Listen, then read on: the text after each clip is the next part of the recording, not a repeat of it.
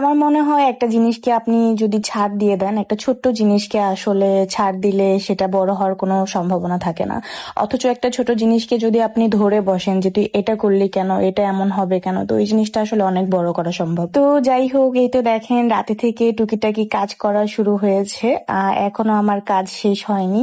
আর এইদিকে মনে হয় আমি একমাত্র ব্যক্তি যেই ব্যক্তি হচ্ছে কাজের খালার কাজ একদমই পছন্দ হয় না। জানি না আমার মতো আরো কেউ আছে কিনা। আমি কেন জানি না আমার কাজের খালার জন্য কোনো কাজ ফেলে রাখি না, নিজেই শেষ করে ফেলি। খালা তো এসে মাঝে মাঝে বলে যে খালা আমি কি কাজ করব, সব তো শেষ। কি করব বলেন, খালা যদি চুলার পার মুছে সেটা আমার পছন্দ হয় না, আমার আবারও ক্লিন করতে হয়। তো সেই জায়গায় আসলে আমি খালাকে ক্লিন করতে দেই না, যেটা একান্তই আমার পক্ষে সম্ভব হয় না কাজ করা, সেটা আসলে খালাকে দিয়ে করাই। যেমন ঘর মোছা, কাপড় চোপড় ধোয়া, এই জিনিসগুলো আমি পারি না। বা নিচু হয়ে বসে কোনো কাজ করা, একটু কাটা বাছা করা, সেই জিনিসগুলো পারি। বাট আমার যেহেতু সিজারিয়ান একজন আমি, তো সেহেতু আসলে নিচু হয়ে বসে কাজ করা একটু আমার কোমর ব্যথা করে, যার জন্য এগুলো আসলে করা হয় না।